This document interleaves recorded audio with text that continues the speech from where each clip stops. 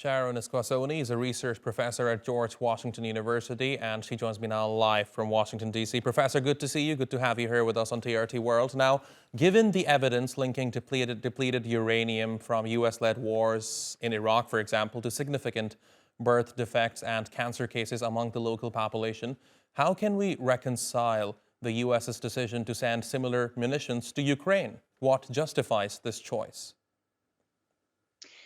I'm not a health physicist, but the danger from these munitions, there's conflicting evidence. There is some evidence that that it's toxic, but it's not radiological. Actually, depleted uranium is less radioactive than natural uranium. I think this is, a case of Russian disinformation, flinging the term nuclear around. This is a munition that's been used for, more than 50 years. And although, it's not something I particularly advocate, it's something that the Russians are using, the British are using. It has become, unfortunately, standard.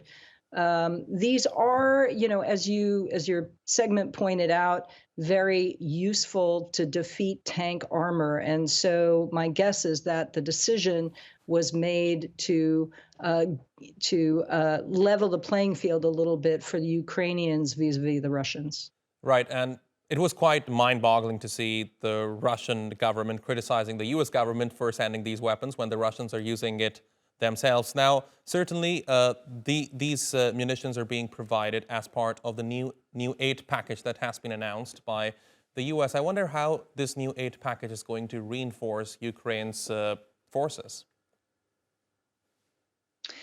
Well, again, I, I don't know how these, every decision is made about what we are providing to Ukraine.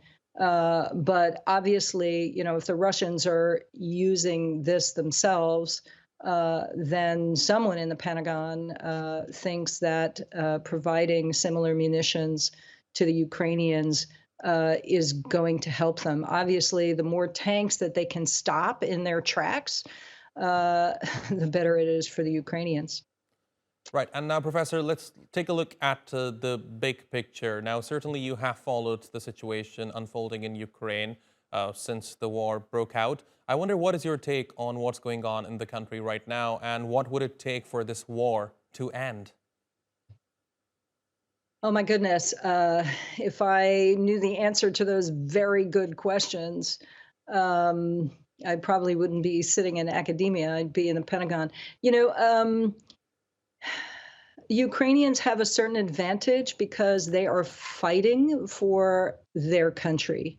And so clearly, the support that the US and other allies have given Ukraine is really important. They certainly have the will to defend their territory. The real question is for Russia, how long are they willing to conduct this basically war of attrition? And each day sees new atrocities.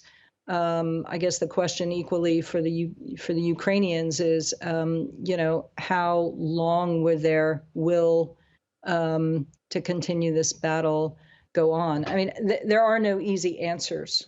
Unfortunately, the answer is not, depleted uranium munitions or nuclear weapons. The answer is to come to,